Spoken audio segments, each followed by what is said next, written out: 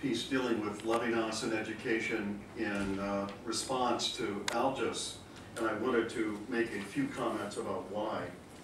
And one of the, I entered Ohio University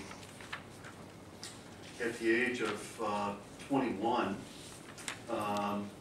and completed my PhD at the age of 24. And that degree of, I was incredibly immature in many ways. I was so incredibly nervous. I'm a bit shy anyhow, and was even more shy at that particular point. In my first class with Algis, I still remember his response to my paper. There was nothing on it, no comments at all. So I wondered what he had thought. So I sat down with him over a beer, of course, and he then gave me a thorough examination of my paper from memory. And the kind of ongoing welcome that I received from him was incredible. I probably hold Algis in the highest esteem of any educator I have ever met, and has had a greater impact on my intellectual life than he has any idea. My final comment, and then I will go to my paper, is that what Algis provides is a sense of hope for educators in particularly in the United States, in a time in which the academy is rapidly shifting and changing. And his hope is the kind of ongoing, in the words of Emmanuel Levinas, joy that he brings to the enterprise of education. There's just an incredible amount of joy that impacts the environment in which he is a part. With this paper, I'm talking about educational misdirections. It's part of a book project that is almost completed on Emmanuel Levinas. And what I've done is to examine a particular issue that is of personal importance to me, and then I've tried to then respond to that from a Levinasian perspective. The nature of higher education in the United States has gone through a dramatic shift since I entered graduate school in 1977. During that particular time, the ongoing kind of enthusiasm for the academy was at perhaps a height. The enthusiasm for the academy is no longer at that kind of pinnacle.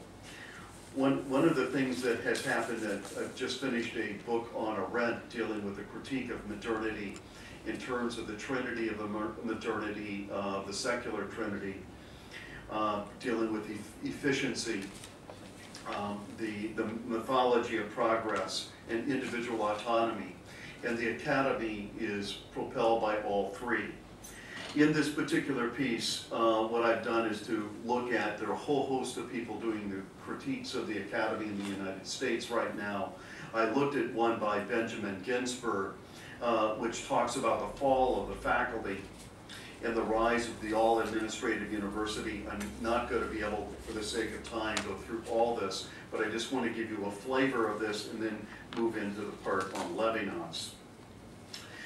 What his argument is the ongoing development of the ever-expanding administrative structure within higher education, and how the administrative structure has expanded and the faculty component of higher education has eroded. And what happens is that what we see is that the academy, of course, was put together with an impulse that was more medieval than it would have been modern. And I work from a postmodern perspective, which is closer, in my judgment, to a medieval world, only with multiplicity of narrative structures rather than with one narrative structure. But what modernity does is to work with a set of presuppositions that are tied to the element of the universal, and one of the ways in which one gets through that administratively is through the enhancement of processes and procedures.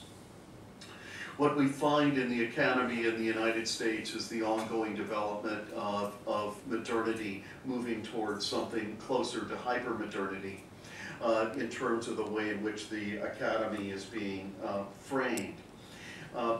Perhaps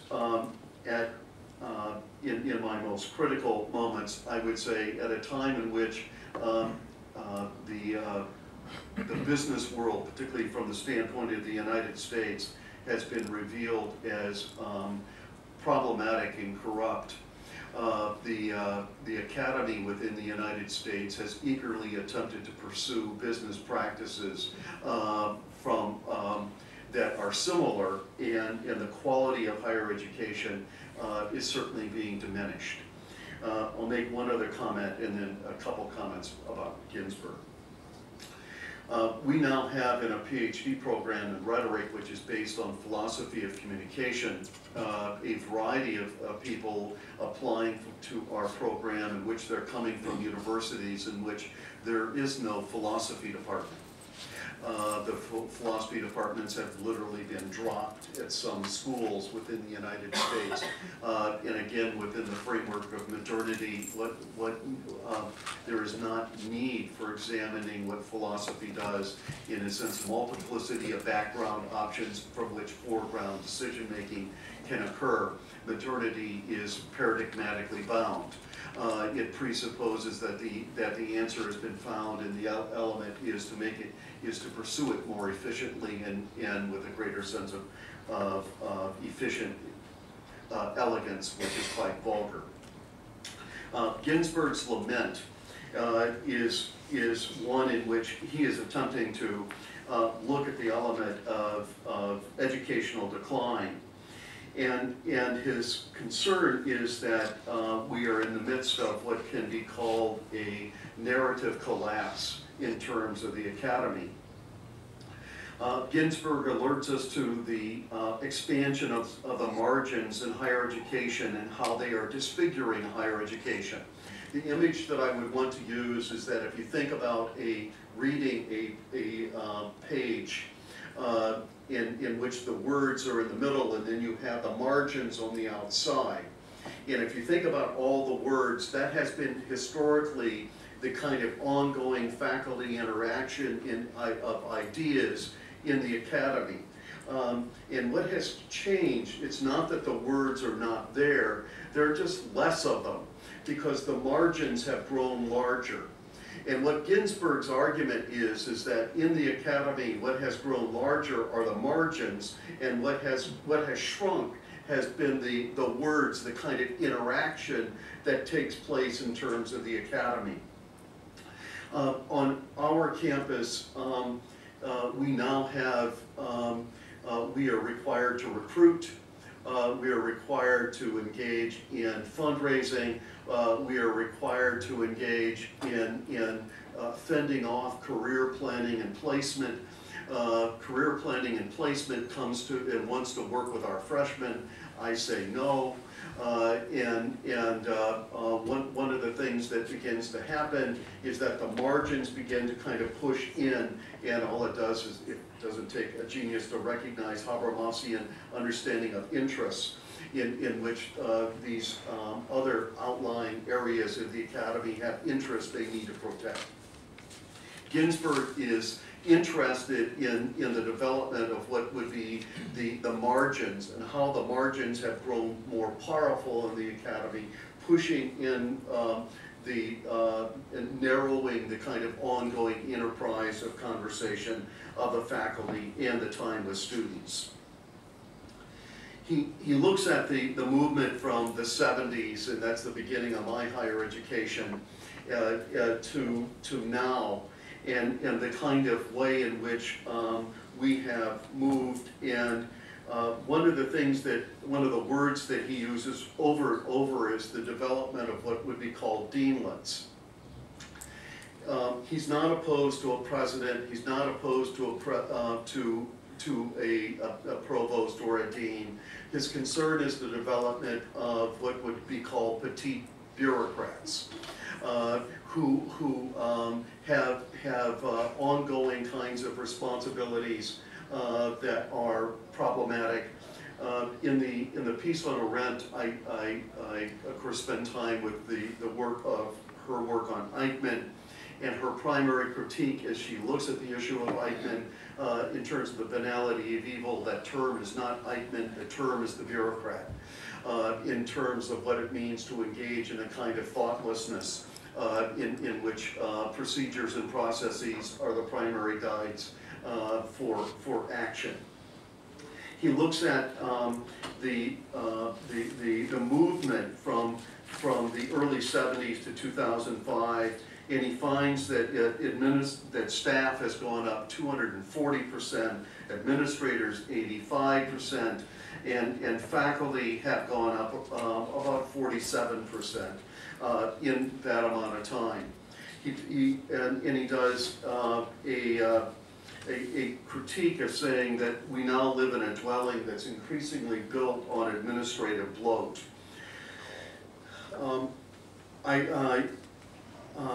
And he does another interesting critique of civility campaigns. I've written a book on civility, and I think his analysis is quite accurate, in which the term civility is used administratively as a weapon.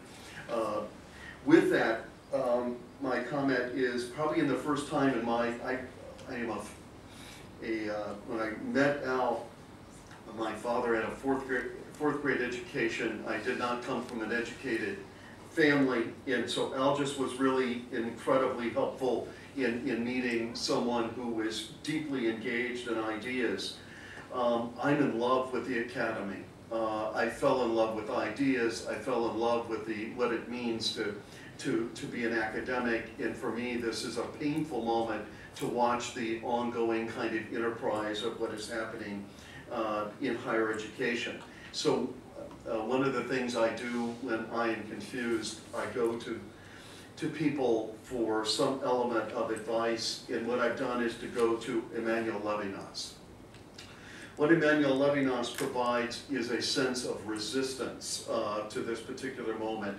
And I apologize for those of you who know Levinas's work quite well, and it's amazing to be in this particular place presenting material on Emmanuel Levinas, and I feel very honored to be doing so.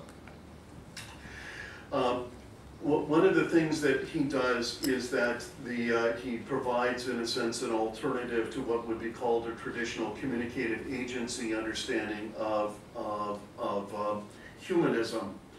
And what becomes important is that the face of the other is not the stopping place of conversation, it is the beginning place of conversation.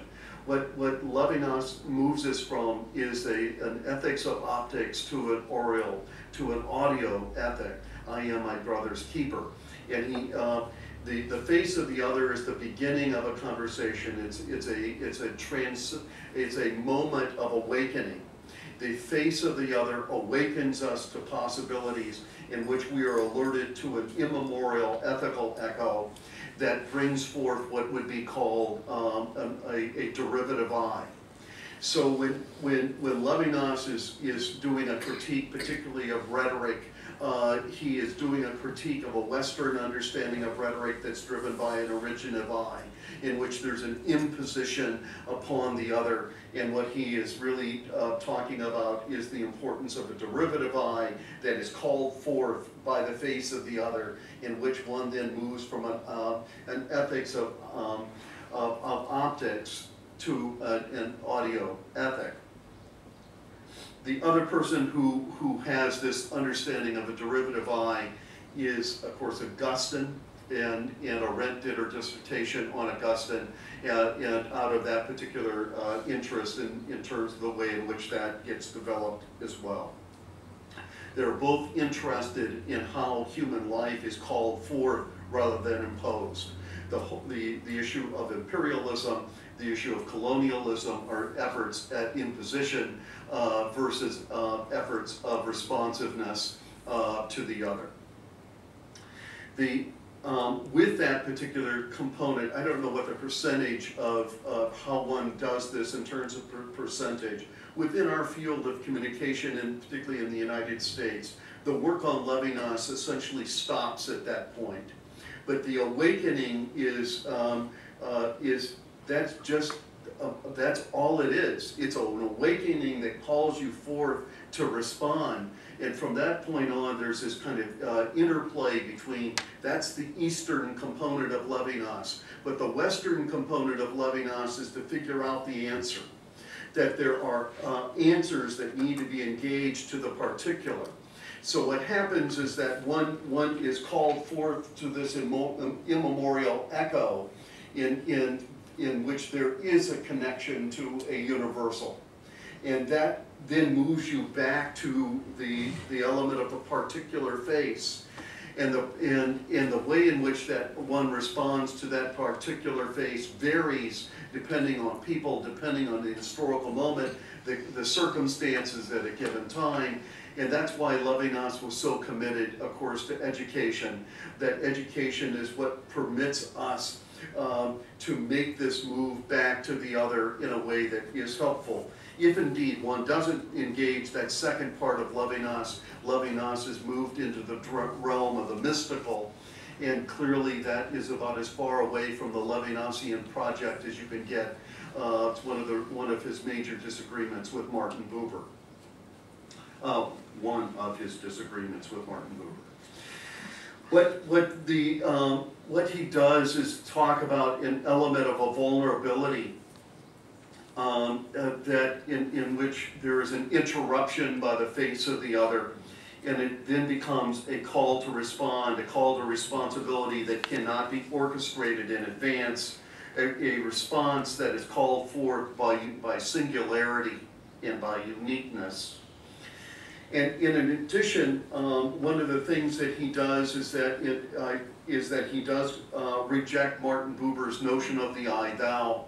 And the reason that he rejects the I-thou is he does not want to place justice within an insular dwelling. That for Levinas, justice is always driven by the issue of those not at the table of conversation.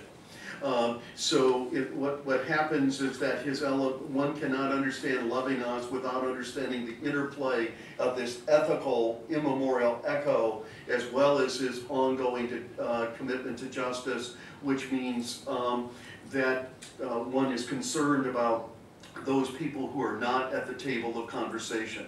There's a reason why on a Catholic campus like Duquesne University, our press has so many books on Emmanuel Levinas, as well as a journal that comes out dealing with Emmanuel Levinas. In Catholicism, the notion of community is contrary to a traditional Western understanding of community. Community in the West is generally those who are present, period. Community in Catholicism consists of those who are not yet born, and the community of saints. And so what happens is that you have a commitment to those. Justice is always 2/3 of the people are not present if one is interested in the element of justice. And if one looks at the way in which we would understand justice, in most instances, we would be looking at only 1/3 of those people present.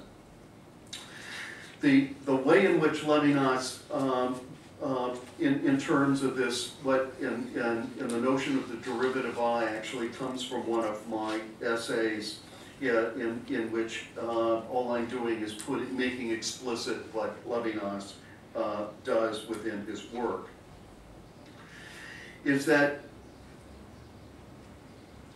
he is attempting to respond in terms of this derivative I constantly to the issue of alterity. If one connects alterity, alterity for Levinas is tied, of course, to the other, to the face of the other, which has this element of awakening. But it's also tied to the revelatory nature of the engagement of information that we do not have. And his understanding of education is tied to knowledge that is not tied to possession. There's a particular way in which possession is understood by Levinas. It's a complex rendition. In a sense, we need to be, in a sense, held hostage by the other or possessed by the other. But there's also a negative way in which he deals with the issue of possession, and this is the case in which, if indeed one tries to possess knowledge, that becomes a problematic framework in the way in which the academy is moving more and more toward the element of possession of knowledge is a problematic move. I don't know about your campuses, but in the United States, the major element that is happening is the element of assessment. And assessment is tied to, again, to an element of interest. Once this machine gets started, you then have people who need to legitimize, and I need to watch my time, they need to legitimize their own interests. So we now have an assessment industry within higher education that is, and let me move to the end of a paper that's much longer than I'm able to. Here's my answer to this, and candidly, Algis Mickūnas is the answer in flesh of a reason one should not give up on higher education. And I clearly have not given up, but there are times in which I'm rather fatigued. Levinas's view of education does not reside in either a historical or a present element of sociological arrangements, but in a space that welcomes others. And clearly, Algis welcomes. There is an open community of witnesses, both present and absent, the living and the dead. I can remember Algis, someone asking in class, "How old are you?" And he would laugh and say, "How many centuries am I old today?" His clearly recognizing that he was part of a community much larger than a narrow set of students in a given class. The dwelling of learning resides in the intersection of voices of past and present that shapes community in all its complexity. Levinas' project lives in an uncertainty that does not confuse hesitation with weakness or incompetence. I then end with some material related to Shoshone, who is clearly an important person for Emmanuel Levinas, as well as for a variety of other people. And one of the terms that that Levinas would use would be the issue of leper scholar. And what it means to Shoshone was an itinerant and walking around, assisting with the Talmud. But the issue of a leper scholar, I think, is a really helpful metaphor of what I think educators will become perhaps for the remainder of my career. Within this tradition, Arnett talks about the issue of parvenu and pariah. The leper scholar is the pariah that can provide the alternative to the kind of problems that are before us. The ethical task of a teacher, this leper scholar, is to offer testimony to an immemorial ethical witnesses who open eyes and broaden our terrain of responsibility. Just as sacred space does not rest in the ideal for Levinas, we are foolish to think that the academy is the exclusive place of sacred space. In fact, the more we demand that it be a sacred space, the less its possibility. The teacher must engage in the set of institutions and of given discipline, but it is the welcome of a saying, the revelatory resistance that fundamentally dwells. In the moments of saying resistance gives us a reason to stand upright and to be responsible for the disenfranchised. Levinas might suggest to Ginsburg that there are many before us who stood upright against great odds. They were leper scholars. We find the leper scholar in the strangest of revelatory places of saying, sometimes we even find such people inside the administrative structure of the university. Thank you.